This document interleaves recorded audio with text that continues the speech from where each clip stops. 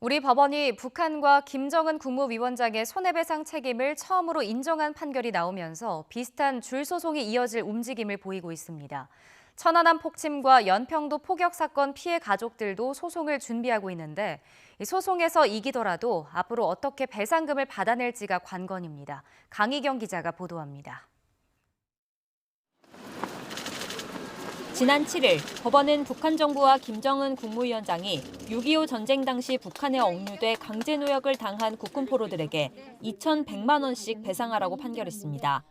북한과 김 위원장에 대한 우리 법원의 재판권과 손해배상 책임을 인정한 국내 첫 판결이었습니다.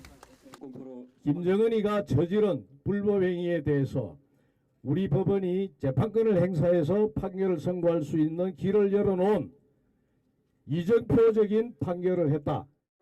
이후 북한을 상대로 비슷한 소송을 내려는 움직임이 이어지고 있습니다. 우선 다른 국군포로 21명이 조만간 차례로 같은 취지의 손해배상 청구 소송을 낼 예정입니다. 천안함 폭침과 연평도 포격 도발로 피해를 입은 가족들도 소송 의사를 밝혔습니다. 6.25 전쟁 납북 피해자의 후손들도 이달 말 2차 소송을 준비하고 있습니다. 송기정 일장기 말소 사건의 주역 이기룡 기자 등 납북 피해자 10명의 후손은 지난달 6.25 전쟁 70주년을 맞아 이미 소송을 냈습니다. 무슨 죄를 졌기에 납북이 되셨는지 알 길이 없고 세월만 흘러갔는데 덧없이 흘러간 세월이 너무 허망하기만 합니다.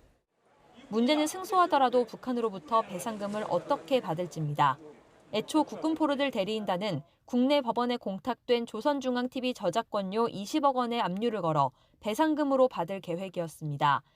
그러나 이 공탁금을 출급할 권한이 북한이 아닌 남북경제문화협력재단에 있는 것으로 확인돼 절차가 더 복잡해졌습니다.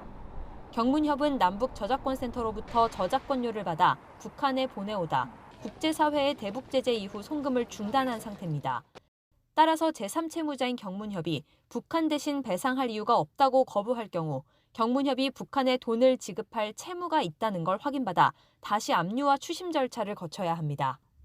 국군포로 측 대리인단은 조만간 법원에 압류 신청을 내는 등 절차에 착수할 예정이어서 배상금을 받는 과정에서 더 치열한 법리 공방이 벌어질 것으로 보입니다. YTN 강희경입니다.